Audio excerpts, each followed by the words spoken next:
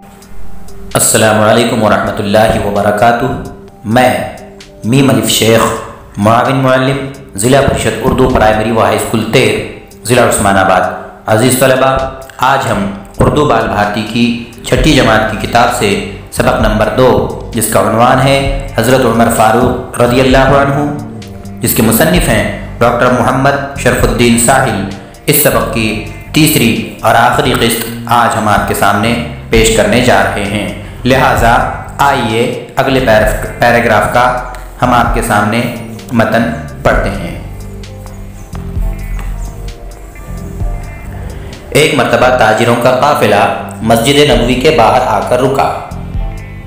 رات کو امیر المؤمنین رضی اللہ عنہ نے عبد الرحمن بن عوف رضی اللہ عنہ کو ساتھ لیا اور کہا، آؤ آج رات ان تاجروں کے مال کی حفاظت کے لیے پہرا دیں۔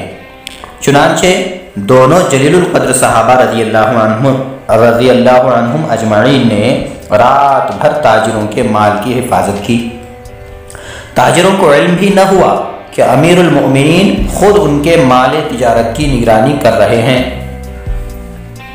حضرت عمر رضی اللہ عنہ چاہتے تو اپنے سپاہیوں کو بھی حکم دے سکتے تھے، مگر انہوں نے ایسا نہ کر کے دنیا کے حکمرانوں کے لیے ایک مثال قائم کر دی۔ حضرت عمر رضی اللہ عنہ بیت المال کی نگرانی بڑی دیانتداری سے کرتے تھے۔ ایک مرتبہ کچھ لوگ ان سے ملنے آئے تو دیکھا کہ وہ دیوان آوار ادھر ادھر دوڑ رہے ہیں۔ آنے والوں کو دور ہی سے اشارہ کرتے ہوئے کہا، تم بھی میرا ساتھ دو، بیت المال کا ایک اونٹ بھاگ گیا ہے، تم تو جانتے ہی ہو کہ اس میں غریبوں کا حصہ ہے۔ ایک شخص نے کہا، امیر المؤمنین آپ کیوں تکلیف اٹھاتے ہیں، کسی غلام کو حکم دیجئے، وہ ڈھونڈ لائے گا۔ فرمایا، مجھ سے بڑھ کر غلام کون ہو سکتا ہے؟ حضرت عمر رضی اللہ عنہ سادگی پسند تھے۔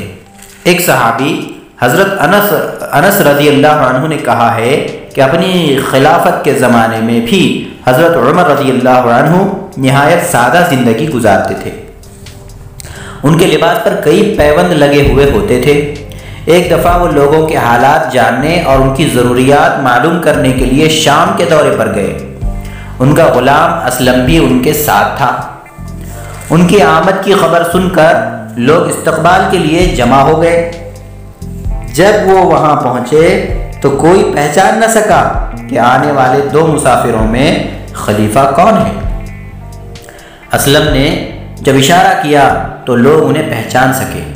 لوگوں کو توقع نہیں تھی کہ ان کے خلیفہ اتنے سادہ لباس میں ہوں گے۔ وہ سمجھے ہوئے تھے کہ خلیفہ بادشاہ کی طرح سج دھج کر آئیں گے۔ ایک عظیم الشان حکومت کا خلیفہ ہونے کے باوجود حضرت عمر رضی اللہ عنہ کی زندگی بے انتہا سادہ تھی۔ وہ معمولی سا لباس پہنتے، بہت ہی سادہ غذا استعمال کرتے اور مسجد کے کسی بھی گوشے میں مٹی کے فرش پر لیٹ جاتے تھے۔ وہ تقوی، پرہیزگاری، حق پرستی، راست گوئی اور عدل و انصاف کا پیکر اور اسلامی اخلاق کا بہترین نمونہ تھے۔ ایک مجوسی فیروز ابو لؤلؤ نے سن 644 عیسوی میں حضرت عمر رضی اللہ عنہ پر خنجر سے اچانک حملہ کیا۔ زخم اتنا کاری تھا کہ وہ جانبر نہ ہو سکے۔ انہیں حضرت محمد صلی اللہ علیہ وسلم کے پہلو میں دفن ہونے کا شرف حاصل ہوا۔ عزیز طلباء، یہ تھا اس سبق کا آخری حصہ جو آج ہم نے آپ کے سامنے بلند خوانی کے ذریعے سے پیش کیا ہے۔ آئیے اس کی ہم مختصر سی تشریح کیے دیتے ہیں۔ اس سے پہلے کہ دو چار جو پیراگراف ہم نے پڑھے ہیں، ہم نے اس میں یہ جانکاری حاصل کی کہ حضرت عمر رضی اللہ عنہ کن کن فنون میں ماہر تھے، آپ کے اوصاف کیا کیا تھے، اور آپ نے جو ہے عوام کی خدمت کے لیے کون کون سے کام انجام دیے، اور خلافت و سلطنت کے اندر کن کن نئی چیزوں کی بنیاد رکھی، کون کون سے کارنامے سر انجام دیے، ان ساری باتوں کے بارے میں ہم نے جو ہے جانکاری حاصل کی ہے۔ آج ہم جو متن پڑھے ہیں اس کے اندر سے بہت ساری باتیں نکل کر سامنے آئی ہیں کہ حضرت عمر رضی اللہ تعالی عنہ کا جذبہ کیسا خدمت خلق کا معجزن تھا، اور بڑے بڑے صحابہ ان کا مقابلہ اس جذبے کے اندر نہیں کر سکتے تھے، جس کی ایک مثال ہم نے یہ دیکھی کہ تاجروں کا ایک قافلہ آ کر مدینہ کے قریب رکا ہوا تھا، اور حضرت عبد الرحمن بن عوف رضی اللہ عنہ جیسے بڑے صحابی کو لے کر حضرت عمر چلے جاتے ہیں اور وہاں جا کر رات بھر پہرا دیتے ہیں، اور ان قافلے والوں کو اس بات کا پتہ بھی نہیں ہوتا کہ ہماری رات بھر نگرانی کس نے کی ہے، کہ وہ خلیفہ ہیں اور خلیفہ نے ہماری نگرانی کی ہے، یہ بات تو ان کو بھی پتہ نہیں چلی جو مسافر تھے۔ تو یہ جذبہ تھا خدمت خلق کا، اور یہ جذبہ تھا ان کا اپنی عاجزی کا اور اپنی بڑائی کو چھپانے کا۔ حالانکہ اتنی بڑی سلطنت کا جو بادشاہ ہے وہ چاہتا تو کسی خادم کو بھیج کر جو ہے نگرانی کرا دیتا، کسی سپاہی کو مقرر کر دیتا، لیکن بذات خود جا کر وہاں پر جو ہے انہوں نے نگرانی کی۔ تو ایک شخص نے پوچھا بھی کہ آپ نے اتنی تکلیف کیوں اٹھائی، کسی غلام کو بھیج دیتے؟ تو حضرت عمر رضی اللہ عنہ نے یہ کہا کہ مجھ سے بہتر غلام کون ہو سکتا ہے، یعنی اپنے آپ کو بڑا نہیں سمجھتے تھے اور نہ ہی بادشاہ سمجھتے تھے، بلکہ ایک عام آدمی اور عام انسان سمجھتے تھے، عام انسان تصور کرتے تھے اپنے آپ کو۔ ان کی سادگی کا یہ عالم تھا کہ اپنے کپڑوں پر کئی پیوند لگے ہوئے ہوتے تھے۔ ایک دفعہ لوگوں کے حالات جاننے اور ضروریات معلوم کرنے کے لیے ملک شام کا دورہ کیا، سیریا کا دورہ کیا، اور اس وقت ان کا غلام ان کے ساتھ تھا جس کا نام اسلم بتایا گیا ہے۔ تو جب یہ دو لوگ شام کی عوام کے سامنے حاضر ہوئے تو لوگوں کو پہچاننا مشکل ہو گیا کہ ان دونوں میں خلیفہ کون ہے۔ تو اس وقت اسلم جو کہ ان کے غلام ہیں انہوں نے اشارہ کیا، تب جا کر لوگوں کو اس بات کا پتہ چلا کہ خلیفہ یہ ہیں۔ لہٰذا یہ سادہ زندگی اور یہ سادہ روی حضرت عمر فاروق رضی اللہ عنہ کا خاصہ تھی۔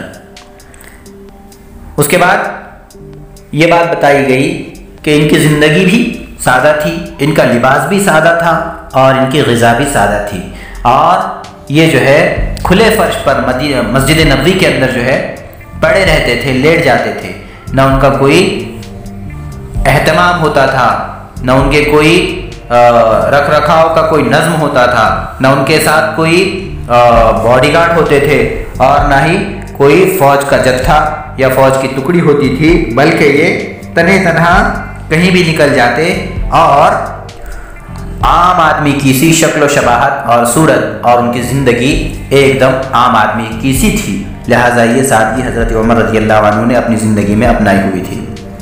اس کے علاوہ وہ تقوی، پرہیزگاری، حق پرستی، راست گوئی، عدل و انصاف کا پیکر تھے۔ یہ ان کے اوصاف تھے کہ عمر فاروق، ان کا جو لقب پڑا ہے فاروق، یہ جو ہے ان کے عدل اور انصاف کی وجہ سے ان کا نام پڑا ہے۔ اسلامی اخلاق کا بہترین نمونہ حضرت عمر فاروق رضی اللہ عنہ کی زندگی تھی۔ ایک مجوسی، آگ کی عبادت کرنے والا، فیروز ابو لؤلؤ جس کا نام ہے، اس نے حضرت عمر رضی اللہ عنہ کو خنجر مار کر حملہ کیا، جس کی وجہ سے سن 644 عیسوی میں آپ کا کسی زخم کی وجہ سے انتقال ہو گیا۔ اور حضرت عمر فاروق رضی اللہ عنہ وہ خوش نصیب ہستی ہیں جن کو جناب محمد الرسول اللہ صلی اللہ علیہ وسلم کے پہلو میں دفن ہونے کا شرف حاصل ہوا۔ یہ تھی حضرت عمر فاروق رضی اللہ تعالیٰ عنہ کی زندگی، جو ہمارے دوسرے خلیفہ کہلاتے ہیں۔ آپ کی زندگی، آپ کے بارے میں ہمارے نبی حضرت محمد صلی اللہ علیہ وسلم نے یہ فرمایا تھا کہ میرے بعد اگر کوئی نبی ہوتا تو حضرت عمر ہوتے، لیکن حضور پاک صلی اللہ علیہ وسلم کے بعد نبوت کا دروازہ بند ہو چکا ہے، لہٰذا کوئی نبی بھی نہیں ہوگا۔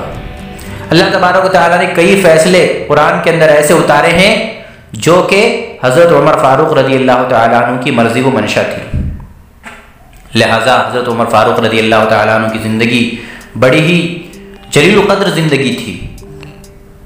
کہتے ہیں کہ شیطان اگر دیکھتا کہ جس راستے سے حضرت عمر فاروق رضی اللہ تعالیٰ عنہ آ رہے ہیں تو اس راستے سے شیطان بھی نہیں گزرتا تھا، یعنی شیطان پر بھی رعب اور دبدبہ ایسا تھا حضرت عمر فاروق رضی اللہ تعالیٰ عنہ کی شخصیت کا، لہٰذا بڑے بڑے سورما اور بڑے بڑے شہنشاہ کانپ جاتے تھے حضرت عمر فاروق رضی اللہ تعالیٰ عنہ کا نام سن کر۔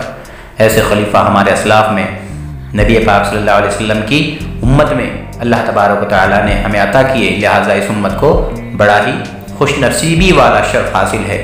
ہم امید کرتے ہیں کہ آپ کی یعنی حضرت عمر فاروق رضی اللہ تعالیٰ عنہ کی زندگی کے اوصاف کو اپنی زندگی میں اپنا کر ہم بھی جو ہے ان جیسا بننے کی کوشش کریں گے۔